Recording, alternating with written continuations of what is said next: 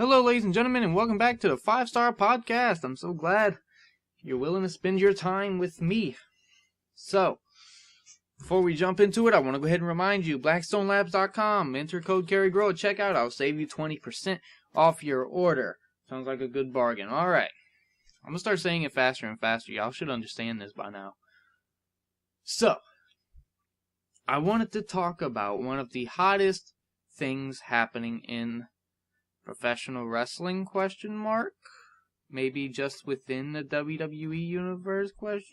I wanted to talk about NXT. How revolutionary it has become to the pro wrestling world, as well as how awesome it has become within itself. So this is a time of going back and rethinking about its roots. Where did it come from? Where did it go? Where did it come from? I don't even know. So, we gotta think back. ECW is dead. Let's face it. ECW is dead. Vince McMahon killed it. Alright? The nasty ECW is gone. That mean monster is no longer a part of WWE. So, what I vividly remember is while watching ECW one day, Vince McMahon comes out and says, basically what I just said, ECW is dead. Alright, it's buried now. It is gone. No one's watching it anymore, etc., etc. And says it's time for the next generation, and brought up NXT, and of course let ECW run its final days with having, I think it was Ezekiel Jackson become the final ECW champion. Which, by the way, as horrible as the promotion was, and a lot of people might disagree, I actually liked the ECW championship they had. I thought it looks good. Thank you to my friend Austin, who was nice enough to give me his replica version of the belt, since he didn't have any use for it. And he knows that I like the belt, and I do think it's a good looking belt. So, hate me for that. So, NXT. What was it? Thank God it's not what it was anymore. It's a game show. That's it, with eliminations.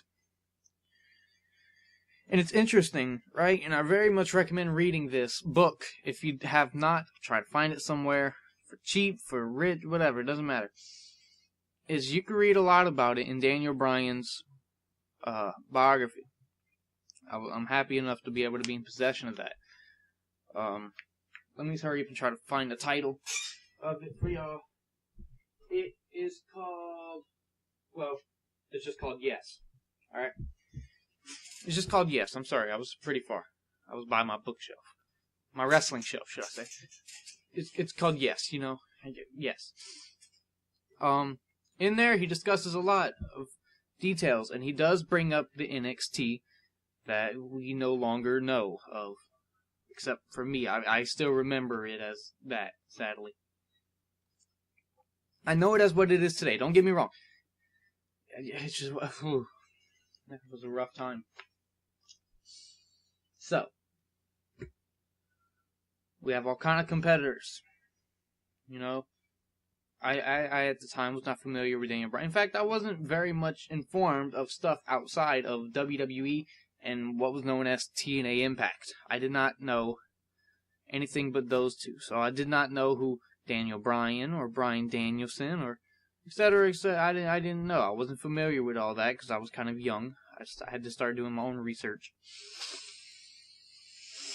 Forgive me, it's kind of stuffy in my room. So if you hear me do a lot of stuffy in here, it's cold outside. My dad has a heater on it for like 85 degrees.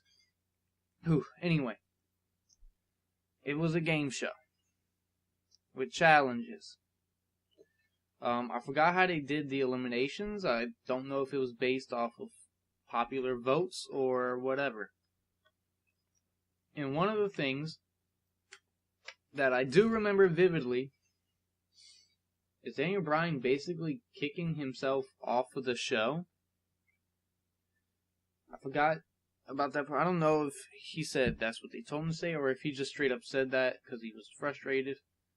But he was just like, you know, said something, and they were just like, well, if you feel like you have no chance in this competition, then, you're eliminated. And he cut a backstage promo, and he just says, there's no telling where you'll see Daniel Bryan, but you might see Bryan Danielson somewhere. And it was just like, oh, what? Okay. And of course that led up to the Nexus, but for some reason they continued with that version of NXT, which that first season made 0 sense at all. As I just said, we had the debut of the Nexus, which all of them was a part of the season 1 of NXT. They all got called up anyway, despite Wade Barrett being the one that won. Crazy, right? Yeah. And then, let me think. Eventually, NXT went on to Hulu. But I was still watching it whenever it was on TV, whenever they had Titus O'Neil, known for his lovely spill over a keg. Let me think. I don't remember much of that version of NXT. I'm kind of glad. I just remember the first season. Yeah, I'll keep it at that then. If I can't remember much, I'm not about to try to give myself a headache over a horrible idea. So for a while, it was running on Hulu. I couldn't watch it because I didn't have Hulu. Probably for the best, seeing as there wasn't any... I mean, there was wrestling, but... Okay, I also remember this. Eli Cottonwood. A crazy name to remember. Cutting a promo on mustaches? I think that's what it was. I don't know. Wow. But, thank goodness someone in their right mind thought of something genius. I don't know who it was, but thank you. But they allowed Triple H to take control. And it's so crazy to think, right? Is whenever they first appeared on the network, they used a lot of the bigger main star names. They'd have the John Cena and RVD and Batista appeared on there. And that's something crazy to think about, is that they needed those kind of big names, despite having some pretty good names already built up there. And that includes like Tyson Kidd and well, Tyson Kidd was already on the roster, but I guess he could still be considered part of the big name. But then, they started bringing in, people who already had a good reputation around them, including Sami Zayn, who had awesome matches with Cesaro. Which, if you've never seen that, very much recommended. Entertaining as could be. And then eventually bringing in Kevin Owens. And I guess at that point, they were thinking, well, we don't need the main roster guys anymore, Which, gladfully so, Of course, we could have had some dream matches at this point.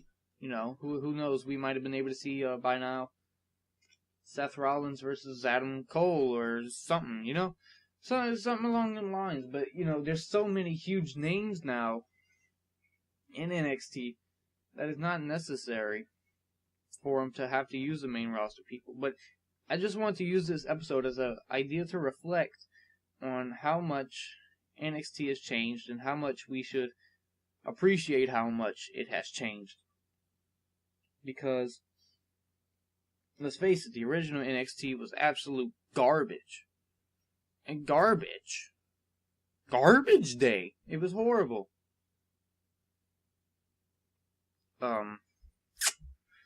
Yeah, I kind of regret having to come back over here and talk about this, but it's okay. It is okay, guys. We'll be fine. So, ladies and gentlemen, with that being said, I think I'm gonna go ahead and end it here. As I said, I just want to use this as a main point of reflection of how much NXT has truly changed and how much we should actually appreciate how much it's changed. And also to go ahead and say that seeing as it is the 21st, whenever this is uploaded, I'm going to be going ahead and taking, another break. But it's because since it is the holidays, try to spend as much time as I can with my family, friends, whatever. since most of them, I don't go to college, but most of them do. So a chance to be able to hang out with them, and I'll be back on January 4th. So for now, from me, I wish you all happy holidays, no matter what you celebrate. Happy Hanukkah, Kwanzaa, Christmas. I don't know what else they got out there. And Happy New Year's as well. I wish all of you the best 2019 that they have. I wish myself as well, because let's face it, 2018 was horrible. My Christmas wish is going to be that Monday Night Raw starts picking up eventually. And amen. Alright guys, y'all have a good one. Thank y'all for spending your time with the 5-Star Podcast. I will see you all on January 4th. Thank you for listening to the 5-Star Podcast. See y'all later.